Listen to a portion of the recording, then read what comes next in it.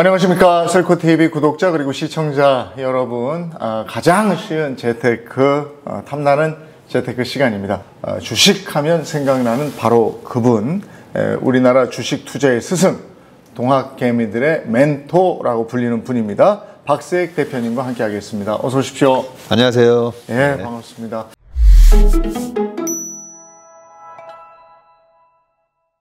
강세장이 도래했는데도 왜 내 주식은 안 올라가지? 이제는 강세장이라고 했을 때 기본적 분석과 기술적 분석을 동시에 할 줄 알아야 되는데 이게 참 말처럼 쉽지는 않습니다. 기술적 분석을 겸비를 했을 때 정말 투자의 고수가 되고 강세장에서 돈을 벌 수가 있고 약세장에서 내 돈을 지킬 수 있는 그런 수단으로 쓸 수가 있습니다.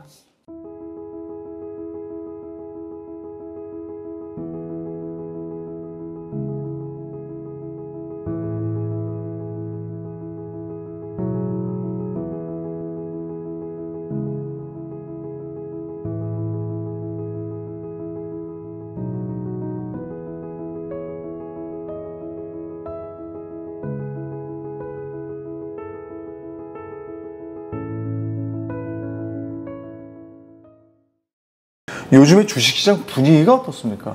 네, 저는 이제 30년 정도 이 시장에 있다 보니까 네. 이런 현상은 처음 아닌가, 뭐 이런 쏠림 현상은 또 처음 아닌가 이런 말씀들도 많이 하는데 아주 자주 있는 일입니다. 네, 아주 자주 있는데 우리가 자꾸 까먹어서 기억을 못할 뿐이에요. 예. 또 지금만큼 바빴던 적이 이제 작년 하반기. 지금 주식을 사는 게 맞아요? 네. 주식을 들고 가는 게 맞습니까? 네. 아니 지금 금리를 이렇게 올리고 혹독한 경기 침체가 오는데 삼성전자를 비롯해서 여기서 팔아서 현금을 만들었다가 네. 한 1800 가거나 나스닥이 10,000 깨졌을 때 그럴 때 사야 되는 거 아닙니까? 이 논쟁으로 그때도 되게 바빴어요. 네. 그때도 여기저기 나와서 주식을 사야 되는지 팔아야 되는지는 가장 큰 기준은 밸류에이션이거든요. 네. 싸면 사는 겁니다. 근데 그 싸졌다는 게 구조적인 문제로 이제 이 회사는 앞으로 10년, 20년이면 없어질 회사야. 그렇게 해서 싸지는 회사가 있지만 초우량 기업들이 많이 빠졌었잖아요. 네. 그런 기업들은 우리가 언제 사야 되느냐? 재작년에 이제는 그냥 무조건 미국 주식만 하면 돼. 그게 불과 2년 전 얘기였었어요. 네. 그런 얘기를 하시던 분들이 작년 딱 1년 지나고 나니까 지금 현금을 가지고 가야 되는 거 아닙니까? 그래서 이런 쏠림 현상은요, 가장 빈번하게 일어나는 현상이고요. 그러니까 주식의 매 순간마다 그렇게 뭔가 세력이 와 몰리는, 그러니까 집중적으로 쏠리는 주식들이 있어요. 근데 그 맛을 보다 보니까 사람들이 주식을 할 때 10배거가 꽤 자주 있는 것처럼 느껴지거든요. 네. 그래서 그 꿈을 쫓아서 들어가게 되고 그렇게 되면 막 얘기가 나와요. 어쨌든 올 상반기, 그러니까 올해 딱 1월 들어서면서부터 지난해하고 또 분위기가 주식 시장의 분위기가 또 바뀌었잖아요. 네. 그래서 막 쫙쫙 올라가는 것도 생기고 막 이랬었는데 내친 김에 이제 이거는 미래가 중요한 거니까 네. 하반기는 어떻게 전망을 하시는 거예요?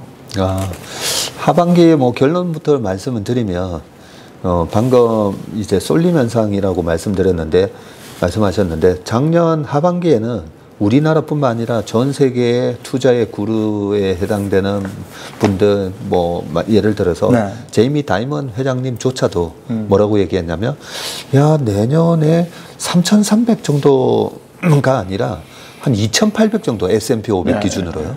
2,800 정도 갈 수도 있겠다라고 얘기를 하시거든요. 그 얘기를 언제 하셨냐면 작년 10월 11일 날 다우 나스닥 바닥 찍기 이틀 전에 거의 바닥에서 여기서 한 20% 더 빠질 수도 있을 것 같다. 이런 얘기를 하셨어요. 그러니까 얼마나 소위 말해서 후달리겠습니까? 너무 공포죠. 네. 그런 와중에 여기서 현금을 가져가야 되는가 보다라고 해서 일반 개인 투자자뿐만 아니라 펀드 매니저 서베이라고 있거든요. 그 뱅크 오브 아메리카에 사는 펀드 매니저 서베이를 보면 현금 비중이 2008년 10월 달 가장 바닥이었을 때랑 거의 똑같은 수준의 현금 비중을 가져갑니다. 네. 보통 100% 주식형 펀드에서 주식을 99.9까지 채울 수 있는데 현금을 6%나 가져간다는 말은 현금을 가져갔다가 지수가 올라가면 6%만큼 지수를 못 쫓아갈 수 있잖아요. 그 리스크를 감안하고도 현금을 6%나 들고 간다는 거는 꽤 리스크 관리를 많이 한다는 거거든요. 근데 이번에 2008년 10월 정도의 현금을 들고 가고 있고요. 그러면 지금은 어느 정도 들고 가고 있는데 지금도 현금 비중이 5%나 돼요. 아, 그래요? 네, 아직까지. 아직 조심조심 해야 되는 네. 거예요. 그래서 이번에 3월 달에 SBB 은행 사태 그리고 크레딧 스위스 파산 이런 엄청난 사태가 생겼는데 3월 달에 시장이 오히려 3% 올랐습니다. 그러니까 우리가 항상 주식 시장을 바라볼 때 큰 그림을 내가 예측은 하고는 가지만 시장이 어떻게 반응을 하는가를 항상 체크를 하는 거거든요. 아니 3월 달에 그런 은행 사태가 터졌는데 플러스 3%가 나네. 근데 저는 많이 안 빠질 거다라고 보고 있었던 게 현금 비중이 너무 많고 많은 사람들이 이제 올해 1Q, 2Q에 떨어질 걸 대비해서 이미 대비를 하고 있었다는 거죠. 그런 측면에서 시장이 오히려 플러스가 나는 걸 보면 하반기도 똑같습니다. 지금 펀드 매니저들의 포지션은 여전히 리스크에 대비하는 포지션을 갖고 있다는 거고요. 그러면 10명 중에 지금 시장에 대해서 긍정론을 얘기하는 사람은 몇 명 정도일까? 여전히 3, 4명밖에 안 된다고. 그래요? 예. 그리고 최근에 이제 종목 쏠림 현상이 나타난 것도 올해 3월 달에 그렇지. 역시 이런 은행 사태가 나오면서 올해 시장을 되게 안 좋게 얘기했던 분들의 논리가 크레딧 리스크가 온다는 거였잖아요. 신용 위기가 온다는 거였거든요. 주식 시장에서 제일 무서운 거는 경기 침체보다도 신용 위기거든요. 그게 2008년도에 있었던. 그래서 신용 위기가 이제 드디어 오나 보다 해서 현금화 시켜놨더니 뭐야 주가가 계속 올라가는 거예요. 2차 전지뿐만 아니라 엔터테인먼트 올라가죠. 피부 미용 올라가죠. 현대 기아차 올라가죠. 반도체까지 올라가니까. 그러니까 개인들이 들고 있던 현금으로 나도 사야 되나? 주저주저 하다가 이건가 보다 하면서 보통 우리가 포모 현상 때문에 일단 무조건 센 주식에 막 달라붙게 돼 있습니다. 그런 현상이 지금 일어났는데 그런 걸 전반적으로 봤을 때 여기서 중요한 점이 있어요. 그러면 현금이 많았기 때문에 주식시장에 이런 걸 베어마켓 랠리라고 얘기하는 사람도 있잖아요. 일시적인 반등이지 그거는 추세 전환이 아니야 이렇게 얘기하는 분들이 있는데 우리가 앙드레 코스톨라니의 산책하는 주인과 강아지 얘기 많이 하잖아요. 그러면 산책하는 주인이 뭐죠? 주인은 실적이에요. 그러면 미국의 S&P 500에 대한 이익 추정치가 마이너스 5, 6%까지 갔다가 지금 플러스가 나오고 있습니다. 이익이 안 좋을 거야 라고 생각해서 강아지도 밑으로 가고 이익 추정치도 떨어지는 듯 했더니 그게 아니라 산책하는 주인이 산을 올라가는데 잠시 내리막길이었던 거죠. 청계산을 올라가든 우리가 올라가다 보면 잠시 내리막길 나오잖아요.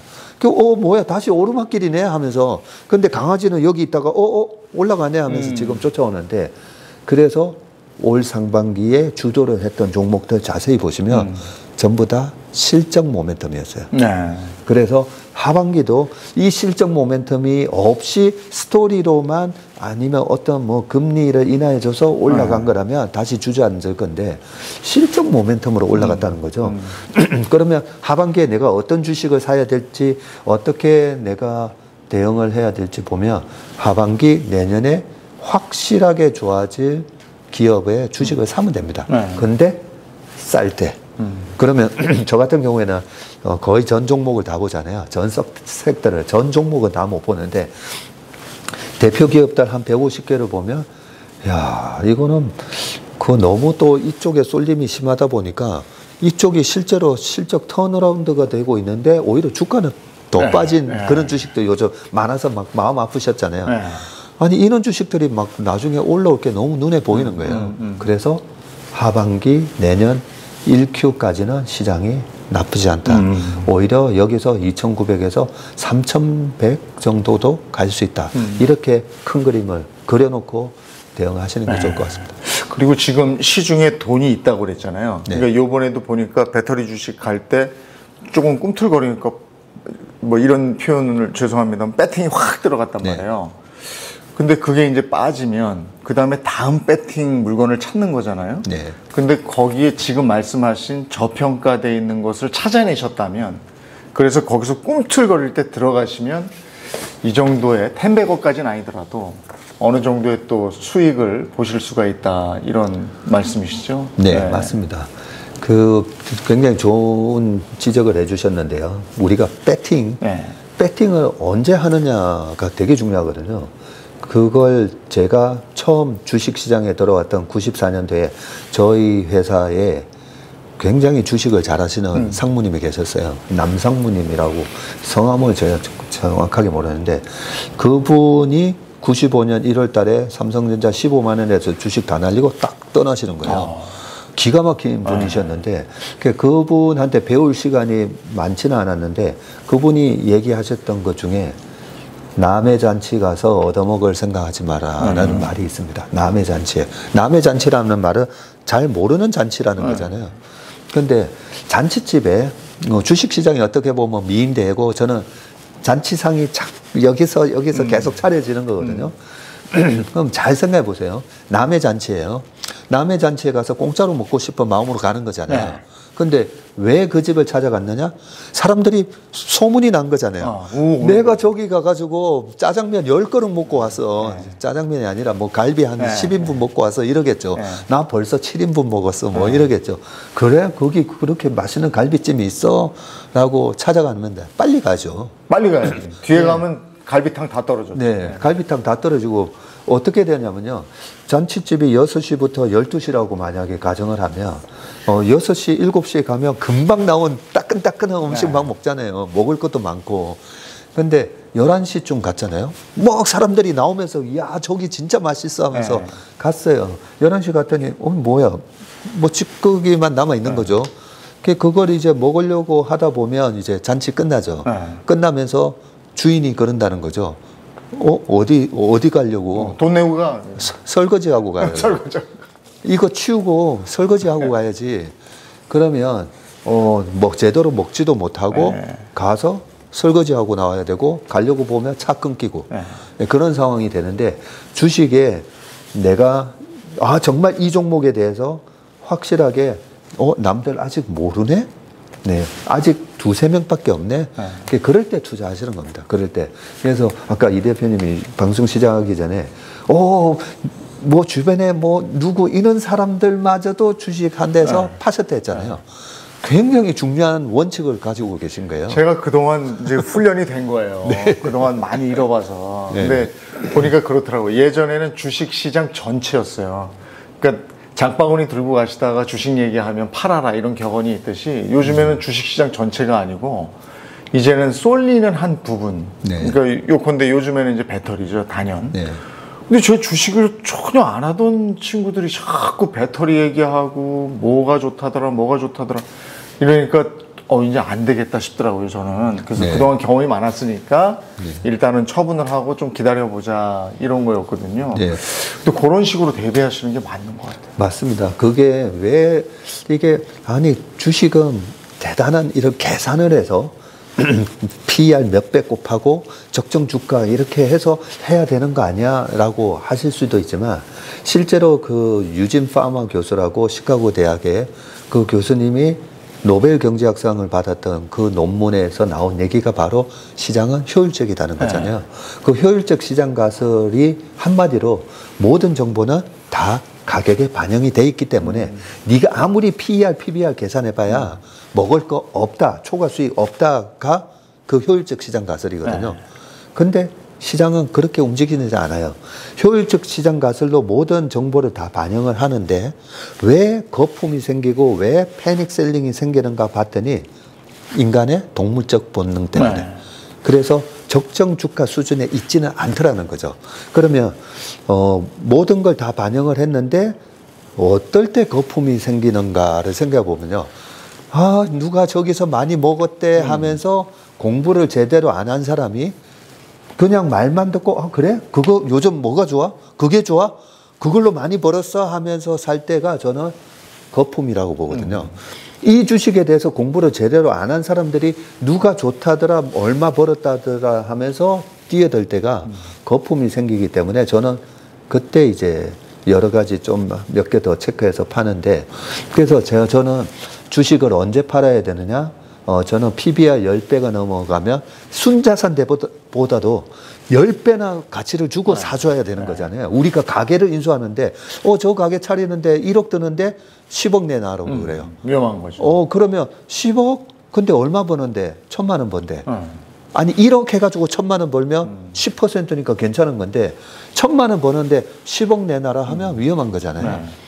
그런 것처럼 PBR을 잣대를 갖다 대는데, 그런 거 계산 안 하고 막연하게 이런 거는 10년 들고 가야 되는 거죠. 비싼지 싼지 판단 안 하고 막 살 때 이거는 과한데 하면서 팔거든요. 근데 지나고 보면 그게 맞아요. 일시적으로 더 비싸지기는 하지만 반드시 다시 적정 주가 수준으로 떨어집니다. 그래서 제가 자꾸 말씀드리는 게 조급해 할 필요가 없다는 거죠. 많은 사람들이 다 좋다 하면 반드시 싸게 살 기회를 준다는 거죠. 저는 또 그거요. 짝수 홀수년도. 그 다음에 이제 미 대통령 선거. 이런 것도 얼추 맞는 것 같아요. 작년이 짝수년도였잖아요. 2022년. 폭망이었거든요. 폭망이었죠. 근데 2023년 홀수년도에 오면서 또 괜찮은 것 같고. 그게 맞는 거예요? 홀짝제가?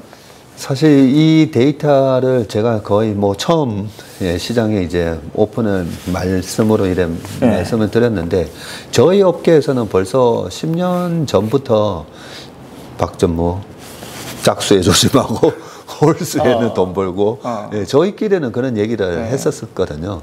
근데 아니 그렇게 얘기해 주시면 이유를 왜 뭐 어떤 논리를 얘기해 줘야 될 거잖아요. 그게 뭐 맞나, 무슨 홀짝 게임 하는 것도 아니고 주식이 무슨 홀짝 게임이야 그랬는데, 지금 한번 표를 보면서 말씀을 드리면 왼쪽이 홀수년도고 오른쪽이 짝수년도인데요. 그 연도가 쭉 나오죠. 99, 2001, 2003 이렇게 되어 있는데 빨간색이 확실히 맞네. 홀수년도 코스피랑 코스닥인데, 코스피가 홀수년도 평균이 25.8%고요. 코스닥은 더해요. 40.9%. 근데 짝수년도를 보면 정말 이 허러블합니다. 정말 공포 영화를 보는 것 같아요. 제일 오른쪽에 코스닥 짝수년도 보시면 98년부터 마이너스 22.9, 마이너스 79, 마이너스 38, 마이너스 15, 마이너스 13, 마이너스 52, 그리고 작년에 마이너스 34. 이 짝수년도의 평균이 마이너스 17%예요. 아니, 우리가 주식을 하면 그래도 연평균 5에서 10% 버는 거 아닌가요? 했더니 코스닥은 마이너스 17%예요. 근데 코스닥을 홀수에 하게 되면 완전히 분위기가 달라집니다. 홀수에 지금 99년부터 보시면 플러스 240%, 2001년도에는 미국의 나스닥이 폭망할 때였거든요. 플러스 37%, 그 다음에도 1, 플러스 84, 15, 그리고 홀수년도 손실난 거는 11년도에 마이너스 2, 19년도에 마이너스 0.86.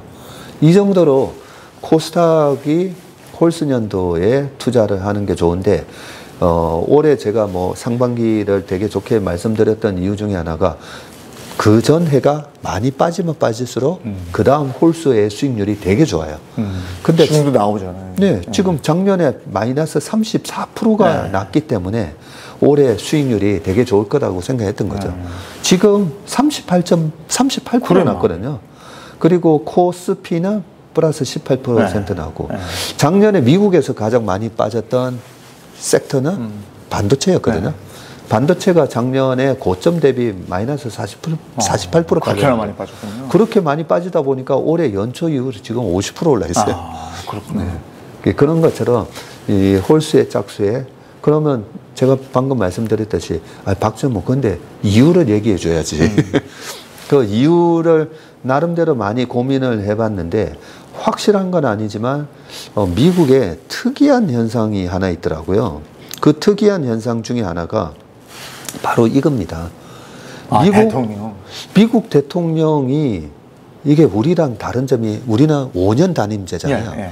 5년 단임제니까 3년만 지나가도 뭐 한 2년 만에 레임덕 오는 분도 있지만 3년만 지나가도 레임덕이 와요. 왜냐하면 저 사람 이제 물러나셔야 합니다. 회사의 사장님이 연임하시는가가 아니라 내년이면 이제 그만두실 건데 확정돼 버리는 거죠. 확정되는 거죠. 그래서 제가 정치는 전혀 뭐 정치권에 대해서는 이렇게 피해 다니지만 정치 시스템 중에 우리가 바꿔야 될 거 하나는 저는 대통령 맞아요. 4년 중임제를 해야 된다고 생각합니다. 미국은 그거니까. 네. 그래서 미국을 보면서 제가 느낀 게 미국은 4년 하고 잘하면 4년이잖아요. 근데 제가 가만히 보니까 웬만하면 8년 해요. 오바마 8년 했고, 빌 클린턴 8년 했고, 조지 W 부시 8년 했고, 거의 다 8년 하는데, 너무 못하네. 못하네 하면 4년 만에 손절할 수 있는. 트럼프가 그랬죠. 네. 트럼프 4년 만에 손절 당했잖아요. 옛날에 카터 대통령 참 훌륭하신 분이긴 했는데, 그때 이제 경제 상황이 안 좋다 보니까 손절. 그래서 손절을 4년 만에 할 수 있는 거죠. 그런 시스템이다 보니까 어떻게 했습니까? 대통령이 잘하려고 하겠죠. 잘하려고 하는데 미국 대통령 입장에서도 전략적으로 잘해야 되죠. 4년 내내 경제가 어떻게 좋아요? 경제는 분명히 사이클이 있다 보니까. 그래서 지금 보시는 표와 같이 오른쪽 표인데요. 대통령 대선이 있고 나서 그 다음 해보면 1년차 3.5, 근데 2년차가 경제 성장률이 2.6으로 뚝 떨어져요. 그리고 3년차 3, 4년차에 다시 쭉 4%까지 올라옵니다. 저때 선거가 또 있으니까. 선거가 있으니까. 네. 그러면 이 대표님도 방송을 오래 하셔서 우리가 광고 보고 오겠습니다 하잖아요. 광고 단가가 틀림없이 다를 거예요. 다르죠. 네. 그러면 9시 뉴스 시작하기 바로 직전에 광고라 그런 것처럼 우리 인간의 뇌는 바로 직전 광고를 제일 많이 기억한다는 거죠.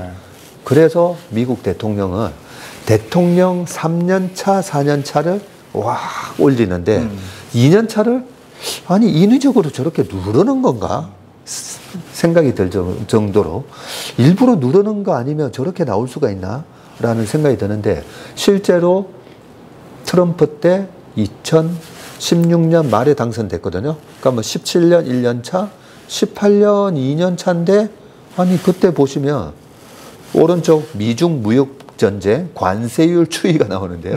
2018년 6월 달에 340억 달러에 대해서 25% 관세를 때리겠다. 중국도 맞받아치죠. 그런 식으로 갑자기 미중 무역 분쟁 갈등을 야기시켰어요. 그런데 트럼프는 우리가 알다시피 부동산 재벌에다가 굉장히 자본주의적인 사람인데 아니 왜 주식시장에 스트레스를 주는 저런 일을 왜 할까? 저는 그게 되게 궁금했었거든요. 그러고 나서 2019년 되면 3년 차잖아요. 2019년 3년 차에 저렇게 시진핑하고 트럼프랑 저 악수하는 장면은 사실 유화책을 펴요. 유화책을 펴면서 19년 12월 14일 날 이런 뉴스가 나옵니다. 미중 1단계 무역 합의.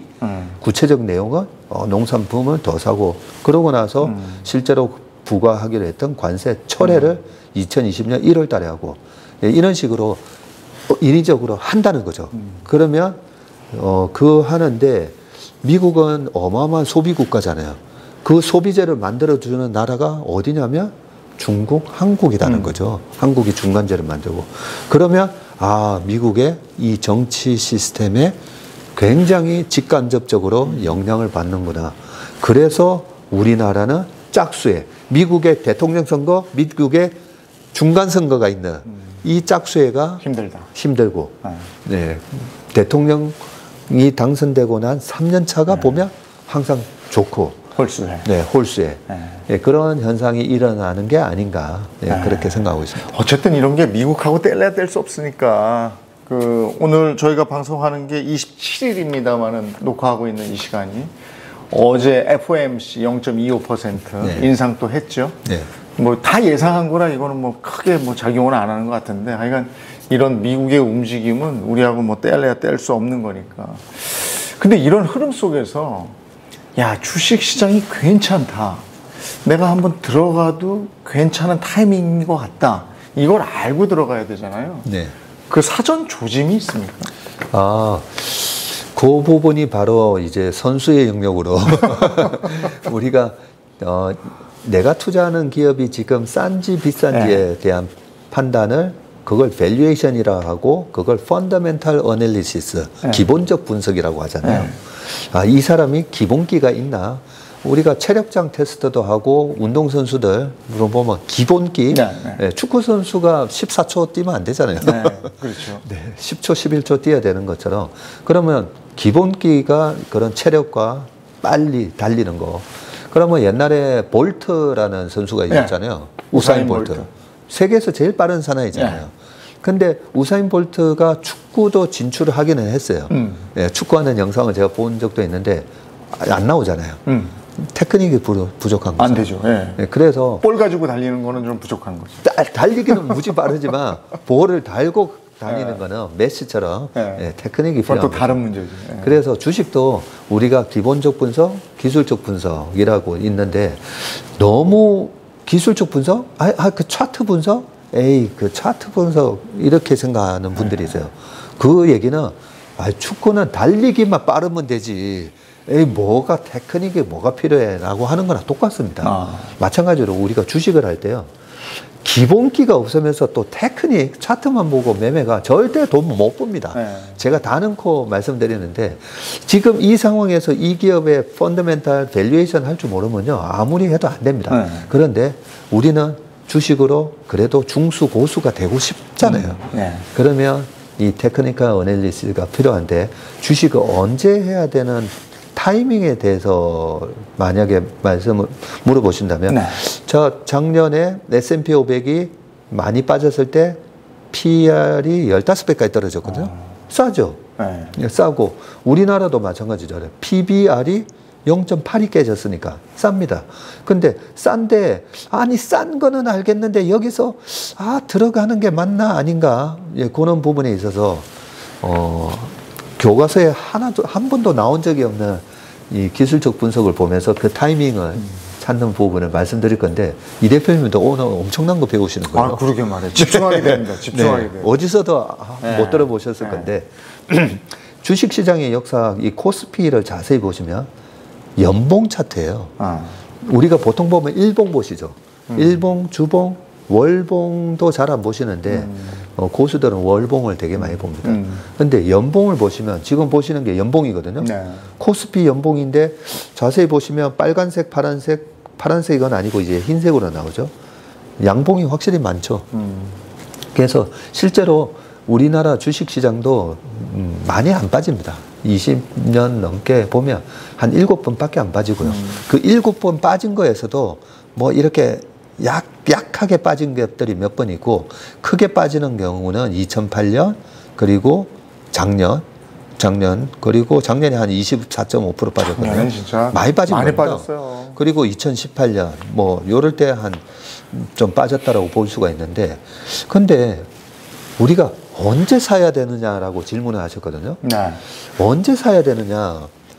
지금 보통 우리가 일봉을 띄우면 일봉에서 5일 이평선, 20일 이평선, 60일, 120일, 200일 이렇게 디폴트 값으로 설정이 되어 있거든요. 근데 연봉에서는 제가 이게 까만색이 5년 이평선인데 바로 밑에 점선으로 되어 있는 거죠. 점선으로 되어 있는 게 바로 10년 이평선입니다. 10년 이평선을 그어놨는데 자세히 보시면 10년 이평선을 한 번 깬 적이 있어요. 2008년도에. 이때는 20년 이평선까지 빠집니다. 아까 부동산 사이클 얘기했는데 주식 사이클에서도 소 사이클이 있고 뭐 중 사이클, 대 사이클 이렇게 나누기도 하는데 그 주식 시장에 아주 정말 크레딧 리스크 이런 거 얘기하면서 큰 하락이 오는 거 있잖아요. 거의 10년 사이클로 온다고 보시면 돼요. 근데 2008년도에 이 10년 사이클이 뭐냐면 10년 평균치를 깨서 20년 평균치까지 떨어지는 겁니다. 리먼 때인가요? 이게 리먼 사태 때입니다. 리먼 사태 때 PBR이요 0.7 정도까지 떨어지거든요. 굉장히 많이 떨어지는데 이번에 0.5 코로나 때 0.5까지 떨어졌는데 아무튼 20년 평균까지는 미국의 실업률이 10% 넘어가고 정말 말 그대로 와 이러다가 공황 오는 거 아니야? 이 정도 돼야 20년 평균까지 떨어집니다. 근데 대부분은 10년 평균까지도 잘 안 떨어져요. 5년 평균 선에서 부딪혔다가 올라가고 부딪혔다가 올라가고 하는데 10년 평균선까지 떨어지면 굉장한 매수 기회가 됩니다. 그죠? 10년 평균선 이 보라색 점선을 보시면 되는데 코로나 때도 잘 보시면 코로나 때도 10년 평균선을 깨고 그 전에 2019년도 미중 무역 분쟁 갈등이 있었대잖아요. 트럼프가 또 그 관세 폭탄을 내면서 2019년 8월 달에 주가가 확 빠지거든요. 그러고 나서 또 회복을 해버려요. 회복을 하는 모습이 나오는데 코로나 때 미국의 실업률이 14.8%까지 떨어지는 와중에 20년 평균을 깨는 겁니다. 엄청 떨어졌죠. 그래서 코로나 같은 상황은 정말 평생에 한 12년 강산이 한번 바뀔 때마다 오는 기회라고 보시면 돼요. 그런데 작년에 보시면 작년에 페드가 인위적으로 금리를 올리면서 아니 그렇게 위기가 안 왔는데 경제 위기는 안 왔는데 주가만 이렇게 빠지면서 10년 평균을 깼던 겁니다. 그 10년 평균선이 얼마였냐면 2,300 정도였고요. 작년에 2,134까지 빠졌었죠. 그러면 어떻게 해야 되느냐? 여기서 더 큰 위기가 와서 2008년 같은 위기가 와서 1,800까지 간다라고 얘기한 분들은 2008년 같은 상황을 상상을 해서 그런데 그런 식의 그거는 없었던 거죠. 그렇다면 10년 평균을 깨면 저 같은 경우에는 10년 평균을 깨면 그냥 있는 돈 다 올인입니다. 올인. 올인인데 그게 이제 올해가 되는 거예요. 예. 올인인데 코로나 때 20년 평균까지 빠졌잖아요. 그러면 어떻게 해야 되냐면 그때 돈 빌려서 사는 거예요. 빌려서 사. 그때 돈 빌려서 이런 기회는 왜냐면 10년 만에 오는 기회니까. 우리가 보통 그 얘기하죠. 10년 만에 오는 기회다라고 하고. 그리고 제가 이런 얘기 많이 합니다. 다들 주식을 왜 하십니까? 정말 경제적 자유를 얻기 위해서 하잖아요. 인생에 기회가 3번 온다 했잖아요. 옛날에 3번 온다 했습니다. 근데 3번 온다고 했을 때는 평균 수명이 60대일 때였어요. 근데 지금 평균 수명이 83세거든요. 그러면 기회가 5번 오는 겁니다. 근데 우리는 어떤 기회가 오는지 잘 몰라요. 몰라요. 근데 주식을 하다 보니까 10년마다 기회가 오고 부동산도 10년마다 오더라고요. 그 기회를 2번만 제대로 잡잖아요. 그러면 내가 한 10년치 일하는 월급 정도를 벌 수가 있기 때문에 경제적 자유를 얻을 수가 있는 거거든요.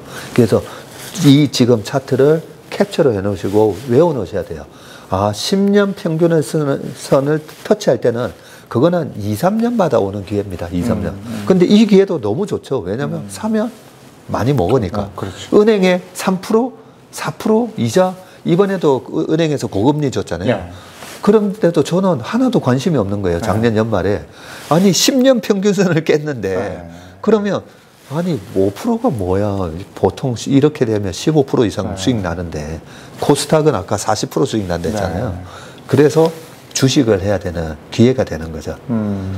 근데 여기서 이제 보시는 분들이 나는 2008년에 기회를 놓쳤고 그 다음에 코로나 때도 기회를 놓쳤고 또는 코로나 때 기회를 잡으신 분들은 작년에 그거 다 잃었고 그러면 잃어서 그냥 끝내는 게 아니고 작년에 저 포인트가 왔으니까 올해 다시 상승할 것이다. 이걸 진작에 봤어야지. 작년에 봤어요.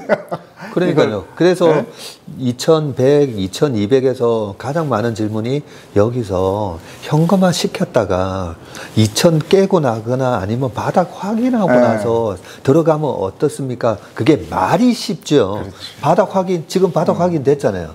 그러면 그때 밑에서 안 됩니다. 지금은 여기서는 주식 사면 안 됩니다. 했던 사람들이 바닥 확인됐으니까 2300에서 이제 사세요라고 얘기하는 사람 아무도 없잖아요. 맞아요. 아무도 없고 아니 지금도 이거 인정 못합니다라고 얘기해요. 이게 말이 되는 소리 아니야. 하반기에 다시 무너질 거예요. 1년 뒤에 보세요. 다시 무너질 거예요. 이렇게 얘기하지. 바닥에서 사러 얘기 확인해 주는 사람 없습니다. 그래서 우리가 이 10년 이평선을 깰 때는 여기서 현금을 가져가야 되냐? 달러를 사야 되냐? 금을 사야 되는 거 아닙니까?가 아니라 주식 공격 마인드로 바뀌어야 돼요. 오히려 모두가 10명 중에 10명이 다 이제는 안 된다라고 얘기할 때 공격 마인드로. 근데 지금 이제 이 타이밍에서 2023년 1월 대비해서 지금 많이 오른 상태예요. 그리고 네. 특정 종목은 뭐 엄청나게 올랐고요. 하반기로 가면서 내가 이러고 있을 수는 없다. 네. 지금이라도 한번 그렇죠. 들어가 봐야 되는가 하는 분들이 이제 문제인 거거든요. 네. 또는 1월 1일 날부터 시작해서 2023년 상반기 시작되자마자 포인트를 알고 투자를 했던 분들, 이런 분들은 야 제법 올랐단 말이에요. 네. 그럼 이제 걷어 들일 때인가? 이런 갈등이 이제 생기는 거거든요. 그쵸. 고냐, 스톱이냐, 지금 들어가느냐. 네. 이거 한번 포인트 좀 짚어주세요. 네. 결론부터 말씀드리면 내년 4월, 5월까지는 계속 고 마인드로 유지하셔야 되고, 자, 여기서 중요한 전술적인 측면을 말씀드릴게요. 지금 작년에 장대 음봉이 났잖아요. 네. 그리고 이렇게 올라가면 지금 벌써 5개월 이평선도 뚫었고 이제 2600에서 너무 많이 올란 거 아니냐 이런 생각이 들잖아요. 네. 그러면 장대 음봉이 나왔던 2008년 이후에 2009년 장대 양봉 나왔죠. 네.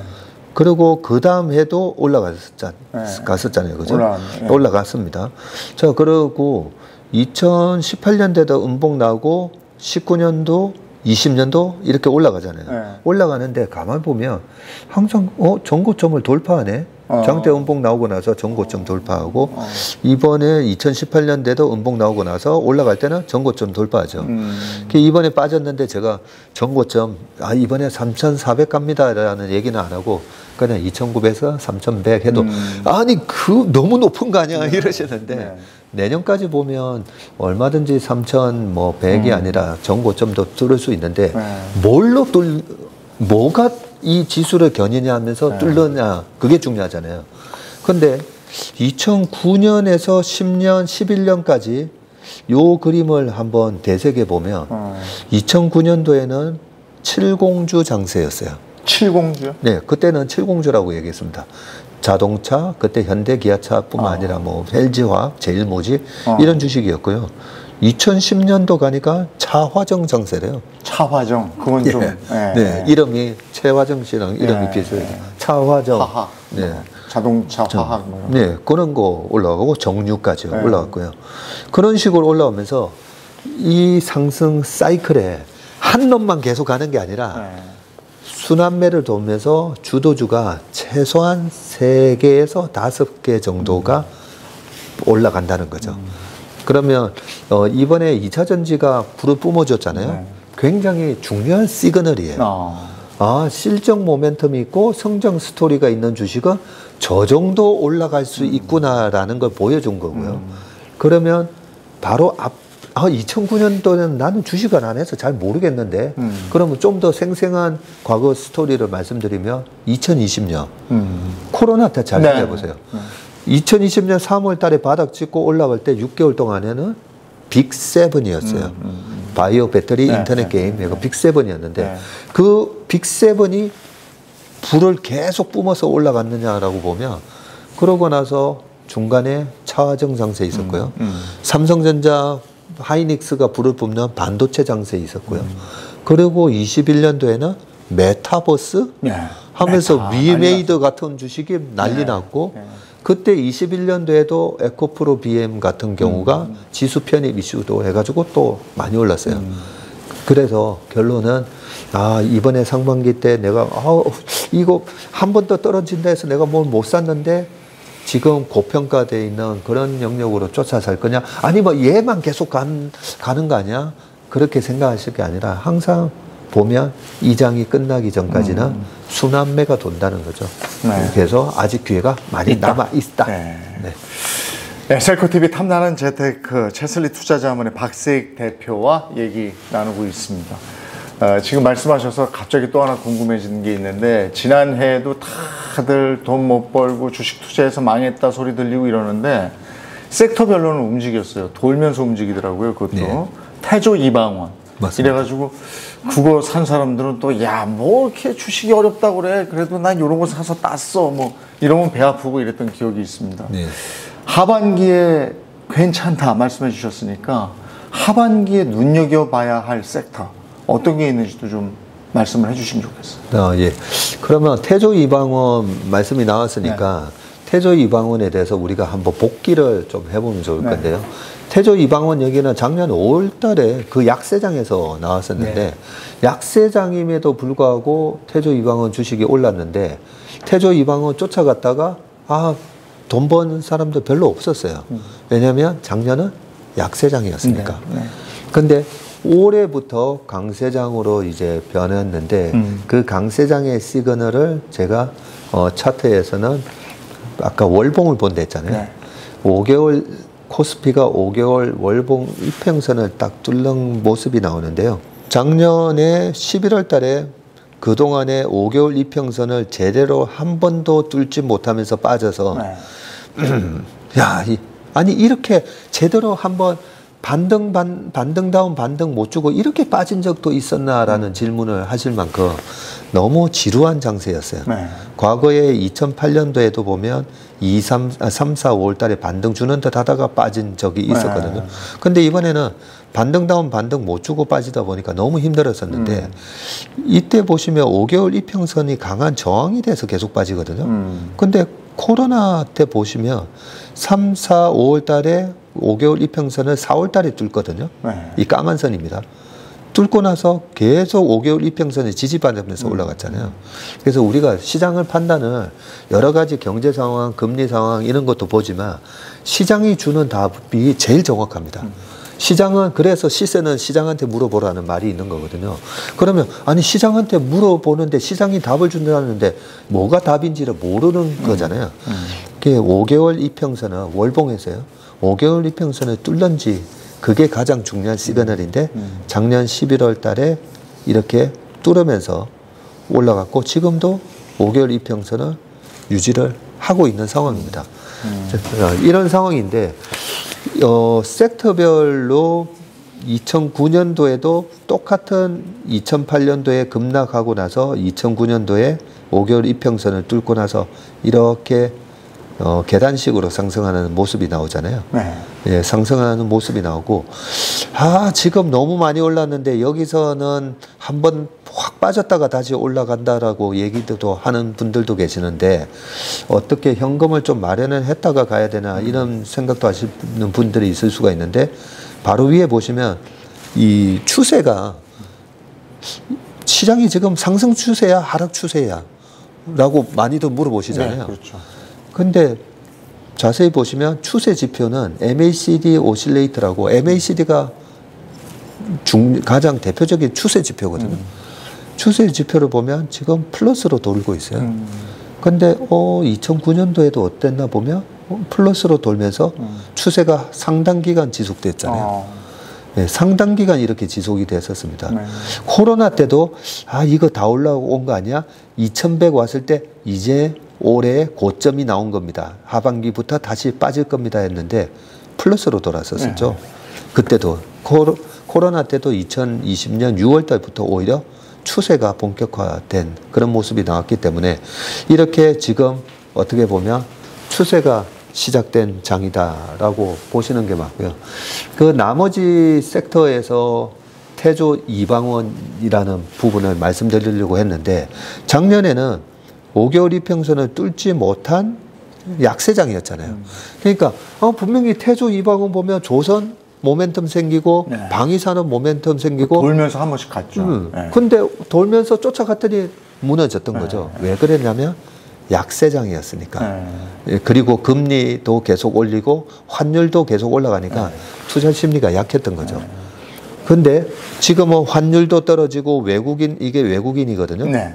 바로 위에는 환율 차트인데 원달러 환율도 떨어지고 외국인도 사니까 투자 심리가 지금 돌아섰잖아요.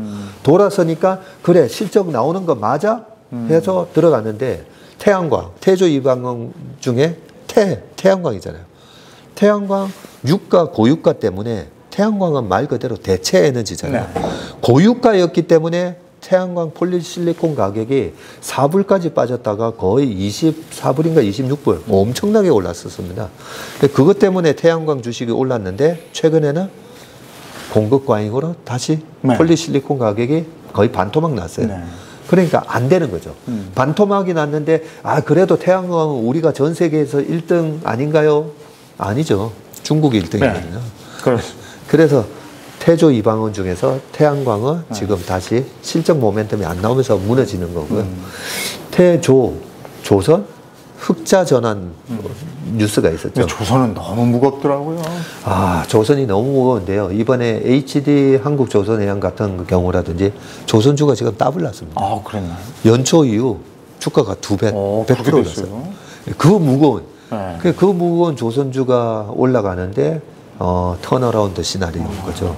이제 예전에 저가, 유가도 낮고 인건비도 쌀 때 수주를 받았더니 유가 올라가고 인건비 올라가고 하면서 철방석 가격 올라가면서 수익이 안 나다 보니까 계속 적자였었잖아요.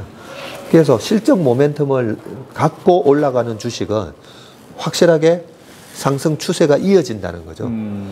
태조에서 2인데 2차 전지. 2차 전지 계속 수주 모멘텀이 우리가 생각했지 못했던 수주 모멘텀이 생기면서 또 올라간 거잖아요. 그래서 이 요지는 계속 실적을 체크해야 된다는 건데, 방위산업. 근데 방위산업이 너무 어려워요. 아니, 방위산업은 소위 말해서 어떻게 보면 G2G 비즈니스예요. 국가 대 국가가. 근데 국가 밑에 이제 기업이 B2G 비즈니스다 보니까 폴란드 가서 도대체 어떤 조건으로 계약을 따왔는지. 정말 러시아 우크라이나 전쟁 때문에 특수가 좀 있었던 것 같고요. 네, 그런 부분 때문에 특수 상황에서 방위산업이 영향을 받았는데 확실하게 전 세계에서 준비되어 있는 나라가 우리나라밖에 없다 보니까 우리나라 방위산업의 주가가 지금 실적 모멘텀으로 이번에 신고가를 냈던 거죠. 태조 이방원. 근데 원자력이에요. 원자력 같은 경우는 저는 잘 투자를 안 하는 이유가 정책 리스크가 있잖아요. 주식 투자를 하면 최소 3년을 보고 투자를 해야 되는데 2년 뒤에 3년 뒤에 정권 바뀌면 정권 유지가 되는 건지 또 바뀌는 건지 이걸 모르니까. 그래서 이 정부 규제를 받는 전력산업, 통신주, 은행까지 안 합니다. 저는. 예측 가능성이 떨어지고 변수가 발생하기 때문에 그런 맥락으로 하반기를 보시면 되고요. 우리가 주식 볼 때 늘 외국인들 동향 보잖아요. 그것도 눈여겨봐야 되는 건 맞는 거죠? 우리나라 시장은 무조건 외국인의 시각으로 시장을 바라봐야 되고요. 강세장이 도래했는데도 왜 내 주식은 안 올라가지? 이제는 강세장이라고 했을 때 기본적 분석과 기술적 분석을 동시에 할 줄 알아야 되는데 이게 참 말처럼 쉽지는 않습니다. 기술적 분석을 겸비를 했을 때 정말 투자의 고수가 되고 강세장에서 돈을 벌 수가 있고 약세장에서 내 돈을 지킬 수 있는 그런 수단으로 쓸 수가 있습니다.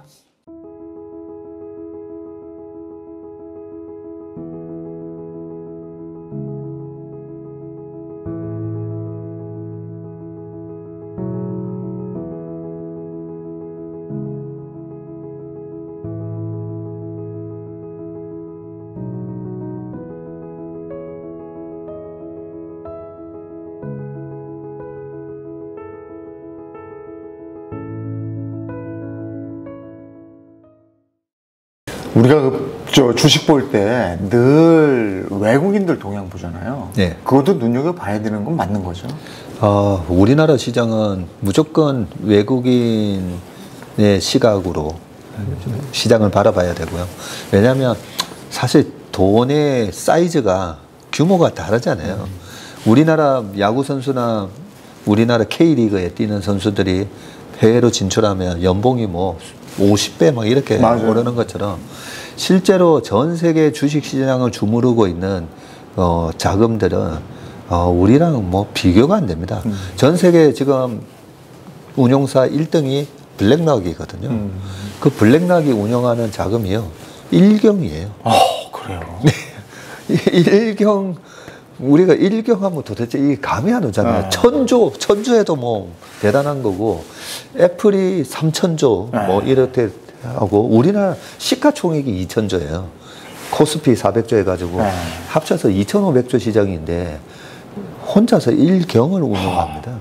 그 밑에 뱅가드 있죠, 스테이 스트리트 같은 있죠, 피델리티 있죠, 골드만삭스 뭐 등등 있기 때문에 항상 우리가 뭔가 투자할 때는 우리 시장을 볼 때는 저는 항상 외국인의 시각으로 우리 시장을 바라봐야 되고요. 그래서 닷컴 버블이 깨졌을 때 외국인은 왜 우리 시장을 살까? 아, 중국 시대를 보고 사는 거구나. 이런 걸 알 수 있듯이. 그러면 최근에 외국인이 작년 7월 달부터 우리 시장을 많이 샀어요. 한 20조 산 것 같은데요. 보면. 그렇게 많이 사는데 외국인은 왜 살까? 그러면 그 부분에서 자, 그러면 우리나라 코스피를 다시 한번 보자고요. 지금 코스피에서 보시는 차트에서 밑에가 환율이고 그 밑에가 외국인의 매수 동향인데 환율을 보니까 2009년도에도 1,500원을 넘었던 환율이 계속 떨어지는 동안 한 1,050원까지 갈 동안 나중에는 이제 1,000원까지 가죠. 갈 동안 외국인이 이 환 플레이를 한 건가라는 생각이 들죠. 네, 들고 그동안에 코로나 때는 올라올 때 계속 팔았어요. 왜 팔았을까 생각해 보면 코로나는 상황이 전 세계가 락다운 되는 상황이 지속되면 지속될수록 수출로 먹고 사는 한국이라는 나라가 제일 위험해지는 거죠. 그런 측면에서 저는 외국인이 이렇게 판 거는 이해가 됩니다. 되는데 최근에 이래 사고 있어요. 왜 살까라고 보면 2009년과 같은 상황으로 지금 보는 건가? 네, 그런 생각이 들고요. 그러면 지금 뭘 많이 샀는가도 보는 거죠. 뭘 많이 사는가를 봤더니 또 삼성전자를 많이 사요. 반도체를 많이 사는데 아니 삼성전자 5만 원 찍었다가 지금 7만 원 넘어서면 이제는 여기서는 팔아야 된다는 분들도 많고 아이 전자 뭐 저거 먹어봐야 얼마 먹겠어 이런 식으로 얘기도 많이 나오는데 외국인은 이 샀던 물량을 금방 팔까라고 보면 외국인도 어떤 추세 매매를 하기 때문에 안 팔 것 같잖아요. 자, 여기서 제가 다른 차트를 하나 보여드릴게요. 자, 이 차트는 뭔가 보면 똑같은 코스피 차트예요. 똑같은 코스피 월봉 차트거든요. 환율, 외국인 동향, 올라온 거. 근데 조금 전에 차트랑 이 차트랑 한번 숨은 그림 찾기처럼 자세히 보시면 분명히 모양 똑같잖아요. 비슷한데? 모양 똑같은데 그러면 힌트를 드리면 지금 2600에서 줄을 쫙 꺼놨죠. 2600? 네. 지금 점선이 가운데 점선이 줄을 쭉 꺼놨는데 지금 요 가격이거든요. 요 가격인데 줄을 쭉 꺼놨는데 야, 지금 가격 수준이 2011년 수준 2007년보다도 낫네? 야, 아니 도대체 세월이 15년이 지났는데 아직도 우리나라는 여긴가? 근데 다시 자세히 보시면 지금 2600이잖아요. 그때 인사이트 펀드 뭐 하면서 했을 때는 2050이었어요. 그때는 2050인데 지금 2600이잖아요. 근데 방금 이 차트는 그럼 도대체 뭐지? 이게 바로 우리나라 지수를 달러로 전환한 차트입니다. 달러로. 예. 외국인이 보면요. 외국인이 봤을 때는 어쨌든 달러로 바꿔서 투자했다가 나중에 달러로 찾아가거든요. 달러로 봤더니 2007년보다도 낮은 거예요. 근데 2007년도에는 왜 2000포인트밖에 안 했는데 이렇게 높게 나왔을까? 2007년도에 원달러 환율이 900원. 900원을 살짝 깨기도 했었습니다. 그랬나요? 원엔 환율은 740원. 그렇게까지 간 적이 있어요? 2007년 7월 달에 740원을 가면서요. 그때 일본에 그 공장 투어를 갔었는데 물가가 너무 싼 거예요. 아니, 우리나라에서는 한 7만 원 정도 하는 뭐 바지가 일본에서는 4만 원, 5만 원 하는 거예요. 아니, 일본이 물가가 되게 높다고 들었는데 왜 이래 싸지 했더니 환율 때문이더라고요. 그래서 이때 당시의 환율하고 지금 1280원의 환율로 보면 외국인 입장에서는 아유, 우리나라 주식 너무 싸네. 야, 옛날에 예를 들면 100달러. 100달러면 11만 원이었는데 지금은 100달러로 바꾸니까 13만 원을 주는 거예요. 그러니까 너무 싼 거죠. 우리나라 와서 관광하는 거, 우리나라 음식 먹는 거, 우리나라 제품을 사는 거 전부 다 지금 싼 건데 주식도 싸다는 거죠. 네, 그래서 외국인이 지금 여기 있는데 그러면 코스피보다도 독일하고 일본 거기가 또 전 세계 제조 강국이잖아요. 독일, 일본, 한국. 제조 강국이면 요즘 일본 어떻는지 아세요? 엔화 싸죠. 요즘에도. 네, 엔화가 싸지면서 일본 지금 니케이 225거든요. 일본 니케이 225가 33년 신고가가 나오고 있어요. 33년 신고가가 나오는데 2020년도에 코로나 있었고 그 다음에 고점 치고 떨어지는 척 하다가 지금 신고가 나오고 있잖아요. 일본도 신고가가 나오고 있고 독일도 신고가가 나오고 있거든요. 일본, 독일이 신고가가 나오고 있는데 한국? 아직 아니네. 특히나 달러로 보면 이러고 있는 거예요. 아직 멀었네요. 아직 저 위까지 가려면 여기서 40%가 더 올라가야 돼요. 그래서 환율까지 고려해서 외국인의 시각으로 보면 아직까지 외국인은 여기서 팔고 나가지는 않고 계속 아마 어떤 실적 모멘텀이라든지 AI 모멘텀이 강화되면 강화될수록 더 살 수도 있다라고 봐야 되고요. 아까 삼성전자를 많이 샀다 했잖아요. 네. 그러면 삼성전자에 대해서 우리가 한번 고민을 해봐야 되는데요. 네. 삼성전자에 대해서 일단 재미난 거 먼저 한번 보여드릴게요. 지금 삼성전자 월봉 차트거든요. 네. 삼성전자가 수익을 냈을 때가 2012년부터 저 까만색으로 표시된 게 다 삼성전자의 연간 수익률입니다. 자세히 보시면 44, 43, 41, 44, 45, 33. 올해가 33% 올랐거든요. 뭐야? 그 전에 오르면 무조건 40% 오르네? 그래서 제가 삼성전자를 사신 분들, 코로나 때도 삼성전자 사신 분들, 잘하셨다고. 왜냐면 초일류 기업이잖아요. 초일류 기업이고 세계 1등 제품을 만드는데 주가가 많이 빠지면 저렇게 수익률이 40% 이상 나옵니다. 이자가 2%, 3% 하는 시대에 40%씩 올라가잖아요. 빠질 때는 보면 24%, 마이너스 3%, 작년에 29% 이렇게 빠졌거든요. 그래서 삼성전자가 올라오는데 삼성전자의 더 장기적인 차트 보면 항상 이 우상향을 하죠. 그런데 왜 우상향을 했을까? 포스코랑 롯데케미칼은 왔다 갔다만 했는데 왜 우상향을 했을까라고 보니까 새로운 시장이, 새로운 반도체 수요를 만들어내는 시장이 탄생하더라는 거죠. 네. 그래서 PC, 모바일, 데이터 센터, 그리고 AI. 네, 이런 모멘텀이기 때문에 외국인이 이번에 왜 샀을까? AI 모멘텀을 보고 사는구나. 그런데 그러면 이제 삼성이 정말 이 AI 모멘텀에 잘하고 있나? 엔비디아만 수혜를 받고 삼성은 이제 안 되는 것 같은데 이럴 수 있잖아요. 그런 항상 의심을 해봐야 되죠. 그런데 삼성전자가 2주 전에 TSMC의 선전포고 이런 기사가 나왔어요. 네. TSMC 파운드리 기업이잖아요. 네. TSMC가 시가총액이 삼성전자가 420조인데 TSMC 650조이래요. 그러면 650조 이런 기업이 파운드리만 해가지고 어떻게 650조냐? 너무 독보적이니까. 엔비디아의 GPU, 애플의 AP칩 전부 다 TSMC가 다 만들거든요. 그런데 TSMC 차트를 한번 볼까요? 이게 TSMC거든요. 자, TSMC 작년 안 좋았어요. 마이너스 38%. 네. 많이 빠졌습니다. 그런데 쫙 11월 달, 작년 11월 달에 장대 양봉 내고 음봉 나고 올라오는 패턴은 비슷했는데 올라오는데 1월 달에 많이 올랐거든요. 올랐는데 워런 버핏이 샀다고 지분 신고를 했어요. 와, TSMC를 워런 버핏이 샀대. 워런 버핏은 한번 사면 10년 가져가는데. 그러고 쫓아 샀어요. 근데 음봉이 확 나오죠. 팔았죠, 그때. 팔았다고 공시가 나온 거예요.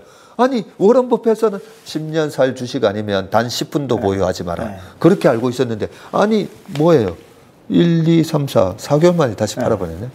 근데 굉장히 중요한 메시지를 던졌어요. 왜 팔았나요? 라고 하니까 주총에서도 얘기하죠. 지정학적 리스크 때문에. TSMC의 이 독보적인 기술력과 독보적인 경쟁력을 되게 좋아하잖아요. 경제적 해자 얘기하면서. 근데 왜 팔았냐? 지정학적 리스크 때문에. 그러면 애플뿐만 아니라 인텔 뭐 등등 해가지고 이 TSMC에다가 많이 주는데, 야, 이 4차 산업혁명에 중국이 쫓아올까봐 중국을 견제하고 있잖아요. 근데 중국이 간단하게 TSMC 공장만 박살내버리면 미국의 IT 기업들이 올 수도 되는 거예요. 엄청난 리스크죠. 그러면 미국 입장에서는 이 리스크를 어떻게 하지? 삼성이라는 대안이 있는 거죠. 이 파운드리의 TSMC가 최근에 거의 60%까지 갔었거든요. 점유율이.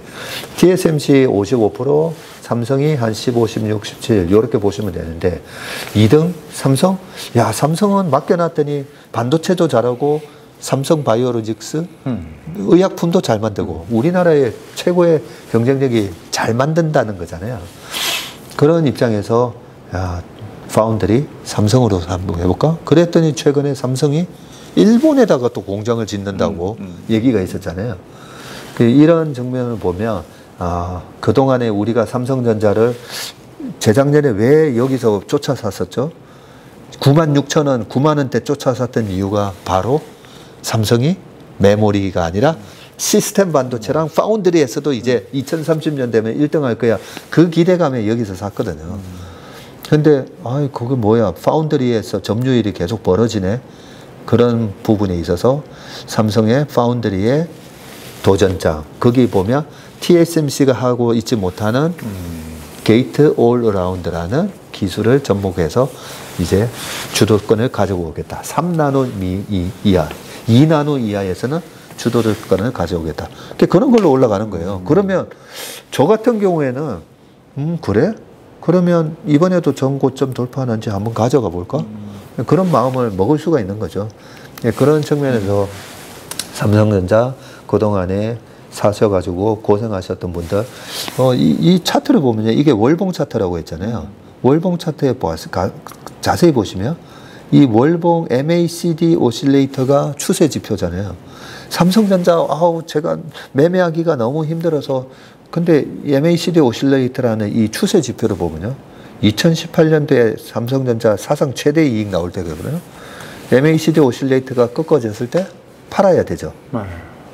그리고 플러스로 돌아설 때 사서 이게 끝날 때까지 가져가면 되잖아요. 조금 늦게 이게 MACD 월봉이라서 약간 늦을 수는 있는데 이제 플러스가 돌았었어요.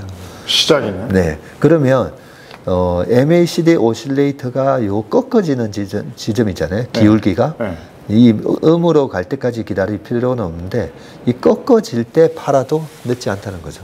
네, 그런 차원에서 이번에 하반기 내년 초까지는 이 반도체를 조금 길게 가져가면서 좀 큰 수익을 한번 노려봐도 될 것 같다. 또 하나 점검해 볼게요. 온 국민 주식이 있었잖아요. 네. 네카오라고 그래요. 네카오. 예. 근데 이것 때문에 고전하는 분들이 너무 많아서 이게 주식이 좀 들썩이면 내 것도 네카오가 좀 가줄까 이랬는데 딴 건 다 오르는데 이건 안 오르는 것 같은 느낌이었단 말이에요. 그거 점검 한번 해주실 수 있어요? 예.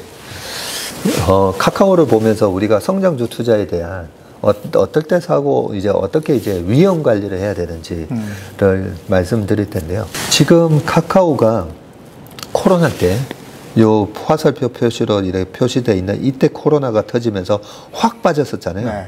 확 빠졌는데 2019년 하반기부터 외국인이 굉장히 강하게 사죠. 굉장히 강하게 사는데 미국의 빵 기업들이 올라가는데 한국에는 어떤 플랫폼이 있나 봤더니 네이버, 카카오, 카카오 참 대단한 회사네 라는 생각이 들면서 외국인 지분율도 올라옵니다. 올라오는데 2019년 사큐에 실적 서프라이즈가 또 나요. 그때 당시에 우리가 지금 카카오 보면 광고가 톡보드에 광고가 뜨는데 광고가 본격적으로 올라온 게 19년 부터인데요. 그러면서 수익도 좋아집니다. 수익도 좋아지면서 이렇게 외국인이 사기 시작했고 코로나가 터졌음에도 불구하고 4, 5, 6, 7월 이때가 빅7 장이었다 했잖아요. 삼성전자는 10월 달까지 전고점 못 뚫었었어요. 그래서 맨날 6만 전자다 하면서 왔다 갔다 했는데 카카오가 이렇게 얼마였어요? 2만 원, 3만 원대에서 8만 원대까지 가니까 열광을 했던 거죠. 열광을 하고 삼성전자가 올라갔었던 대형주가 올라갔던 장에 쉬다가 21년도부터 다시 한번 불을 뿜는데 이를 불을 뿜을 때 우리가 자세히 보셔야 될 게 카카오 너무나 강력한 경제적 해자 가지고 있죠. 또 요때 당시에 올라갔던 이유가 카카오 밑에 카카오뱅크라는 네. 게 있었구나. 근데 카카오뱅크 상장한다는데 신한, KB 시총을 훨씬 웃돌고 신한, KB 합산 시총 정도까지도 갔었죠. 요즘도 뭔가 좀 비슷한 그런 분위기가 있습니다. 뭐 합친 것보다 더 높다. 이렇게 되잖아요. 근데 요때 꼭 이럴 때 당시에도 삼성전자 이런 거 하지 마시고 지금 이제 플랫폼 시대입니다. 무형의 자산, 플랫폼 기업의 무형의 자산을 보면서 투자를 하셔야죠. 라는 얘기하면서 이제는 그냥 네카오만 들고 가라. 라는 얘기였잖아요.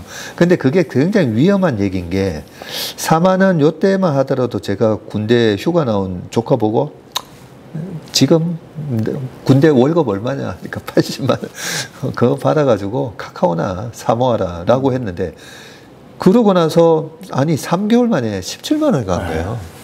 근데 다행스럽게 이때 경제방송 나가면 가장 많은 질문이 카카오 지금도 사도 되나요? 네. 왜냐하면 그 군대 나온 조카한테 카카오나 사라 한 영상을 또 많이 보셔가지고 다 넣고 안 된다라고 말씀드렸죠. 이유를 말씀드렸어요.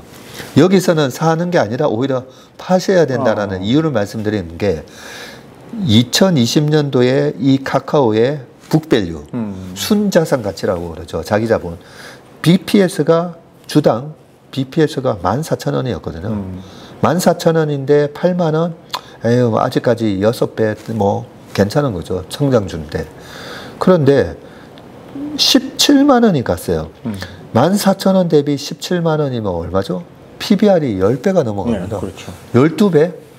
PBR이 12배가 넘어가면 저는 성장주의 고점 치고 박살나는 걸 너무 많이 봤기 때문에 어떻게 하면 내가 성장주 고점에서 더 우리 고객 돈을 더 사는 그런 우를 피할까라는 걸로 제가 2015, 16년 화장품 거품일 때 내린 결론이 PBR 10배 이상에서는 안 산다.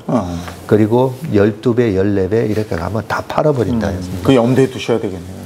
그때 제가 코스맥스라는 주식으로도 한 3년 동안 큰 수익을 냈었는데 코스맥스 같은 화장품 원료 만들어주는 회사잖아요. OEM, ODM. 그런 회사도 PBR 14배 갔었어요. 그러면 이만 안녕. 예, 그동안 고마웠어. 이만 안녕.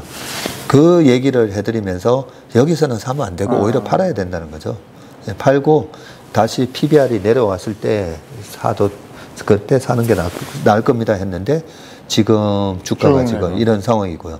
그러면 지금은 카카오 같은 성장주가 성장주 뭐 강력한 경제적 해자를 갖고 있는 이런 회사가 이런 가격? 그러면 저는 작년 연말에 페이스북이 75% 빠졌을 때 그때랑 똑같은 느낌을 받아요. 페이스북도 틱톡 때문에 안 된다 그랬거든요. 페이스북의 영업이익률이 어제 발표가 됐지만 한때 40%가 넘었다가 틱톡, 그 다음에 메타버스 세상을 위해서 메타로 이름 바꾸고 그 메타버스 관련된 인력 뽑아가지고 막 하는데 돈 안 되잖아요. 아직은. 그러다 보니까 수익성이 떨어져 보니까 페이스북의 영업이익률이 20%가 됐었거든요. 그게 작년 연말에 저점일 때였어요. 그리고 올해 들어와서 지금 영업이익률이 다시 살아나는 이유가 메타버스 인력 일단 다 잘라. 한 80%를 줄였어요. 페이스북이 인력을 거의 한 17% 줄였거든요. 그런 이익 관리를 하면서 최근에 다시 쫙 올라왔습니다. 그러면 카카오가 요즘 제가 카카오 경영진이 과연 수익 관리 신경을 쓰나 어떠나 보면 최종 우리가 쓰는 소비재라든지 우리가 쓰는 서비스를 만드는 회사를 평가하기가 되게 좋아요. 우리가 직접 쓰니까 K2 전차 뭐 이거 방위 사는 거 모르잖아요. 무슨 미사일 팔고 하는데 잘 모르잖아요. 그런데 카카오를 요즘 자료를 다운받아 가지고 닫으려고 하면 안 닫혀요. 5초 동안 광고를 봐야 돼요. 네. 엑셀 안 닫힙니다. 파워포인트 자료. 그런 걸 보면서 카카오가 어느 정도 수익 관리에 신경을 쓰는구나 이런 생각이 들었고요. 그래서 그때 당시에 이제 뭐 자회사, 카카오뱅크, 카카오페이, 카카오엔터, 이렇게 엄청난 자회사가 있었네 하면서 만들어진 이 오버슈팅이 거품이었다라고 저는 생각이 들고요. 그러면 지금은 이제 수익 관리도 하는 시점이니까 네. 기왕에 저 상투 잡았다가 그냥 흘러내릴 때까지 가지고 있었던 분들, 그리고 새롭게 한번 진입을 해볼까 하는 분들은 생각해 볼 만한 시점이긴 한 거죠. 네, 여기서는 그냥 버티시라고 말씀드리고 싶고요. 저는 적정 주가 수준이 지금 이 밑에 흘러가고 있는 주봉선이 200주 이평선 뭐 이런 거일 건데요. 8만 원, 9만 원이 저는 적정 주가 수준이라고 생각합니다. 네이버도 마찬가지예요. 지금 많이 떨어져 있다. 네, 네이버도 마찬가지입니다. 네이버도 적정 주가 수준이 지금 20만 원 떨어져 있는데 저는 35만 원 정도는 해야 적정하다라는 생각하기 때문에 그 밸류에이션이 된다면 여기서 살 수도 있고 기다릴 수도 있는데 또 하나 이제 왜 우리가 여기서 못 사냐면요. 아니 근데 전문이 이게 2년, 3년 계속 이렇게 옆으로 길까봐. 그럴 수도. 아까 제가 말씀드렸잖아요.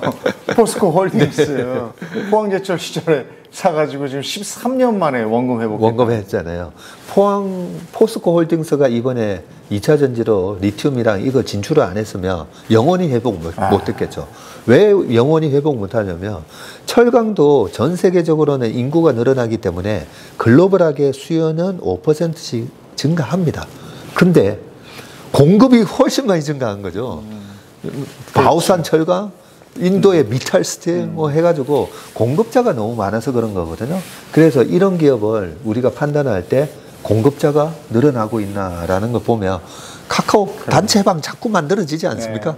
자꾸만 만들어지고 있잖아요. 그리고 카카오뱅크 통해 가지고 돈 보내고 있고 그러면 강력한 경쟁자가 없다라고 생각을 하면 그러면 다시 올라옵니다. 네. 오늘 박세익 대표와 오늘 굉장히 깊이 있게 들어간 거예요. 그러니까 그동안에는 우리가 그 주린이의 시각에 맞춰서 얘기를 했다면 오늘 박 대표님은 그래도 어느 정도 주린이를 벗어난 분들을 위해서 꼼꼼하게 차트를 준비해 주셨어요. 그래서 차트를 분석하고 차트를 읽는 법까지 여러분과 함께 했거든요. 그래서 요 부분은 박 대표님하고 한 요 부분은 셀코TV에서 한 번 이렇게 보고 마시지 말고 이게 몇 번을 보셔서 이 차트를 보는 안목을 좀 키우셨으면 좋겠어요. 왜냐하면 그 야구 경기 좋아하시죠? 야구 경기 때 우리가 경기만 보는 사람이 있고요. 야구 기록지라는 게 있습니다. 기록지. 근데 그게 선수들의 뭐 이렇게 스코어 같은 게 다 있어요. 근데 기록지를 보는 정도가 되면 야구 전문가가 되거든요. 근데 우리가 주식을 한다고 하는데 이런 차트를 놓고 이게 뭐야 하고 있으면 난 놓고 기억자도 모르는 거니까 요거 분석하는 법까지 꼼꼼하게 알려주셨기 때문에 요걸 몇 번 보시고 익숙하게 좀 한 다음에 그 다음에 투자를 해도 투자를 하셨으면 좋겠다 이런 생각이 듭니다. 오늘 마무리하면서 우리 셀코TV 시청자 여러분들께 그 투자에 관해서 또 증시 현황에 대해서 할 말씀 있으면 좀 해주셨으면 좋겠습니다. 네, 최근에 공매도를 한 헤지펀드들이 되게 고생하고 있잖아요. 네, 공매도라고 해서 다 돈을 버는 게 아니다라는 걸 이번에 보여줬는데 그 공매도를 한 헤지펀드들을 보면 저는 또 그런 생각이 듭니다. 저 사람들은 왜 이번에 큰 손실을 입었을까? 시장 분석을 잘 못해서 그래요. 시장이 약세장이라고 생각을 했기 때문에 저렇게 자신 있게 때렸다가 떨어진 거고요. 공매도 세력들이 크게 다치는 장은 항상 보면 강세장이었습니다. 2017년도 그리고 2020년도 올해도 마찬가지고 그래서 시장을 판단하는 방법이 되게 중요한데 그 시장을 판단하는 여러 가지 방법 중에 하나가 방금 말씀하셨던 기록지를 보고 그리고 기본적, 기술적 이런 지표들을 보면서 지금이 강세장인지 약세장인지 지금이 내가 공격할 때인지 수비할 때인지 그걸 알 수가 있고요. 내년 상반기까지는 그래도 공격으로 돈을 버는 장이기 때문에 작년에 이러셨거나 올해 아직까지 수익을 회복 못하신 분들은 올 하반기 내년까지 열심히 공부하셔가지고 모든 손실을 다 회복하시고 그 손실의 2배, 3배 되는 수익을 얻으시기를 진심으로 기원하는 바입니다. 알겠습니다. 셀코TV 탐나는 재테크, 오늘은 깊이 있게 들어가 봤습니다. 채슬리 투자자문의 박세익 대표 모시고 투자의 기본, 하반기 전망, 그리고 주목할 만한 섹터, 차트 보는 법까지 꼼꼼하게 챙겨봤습니다. 다시 말씀드리지만 한 번 보고 말지 마시고요. 몇 번 되풀이해서 보면서 주식 공부하시기 바랍니다. 오늘 함께해 주셔서 고맙습니다. 네, 고맙습니다.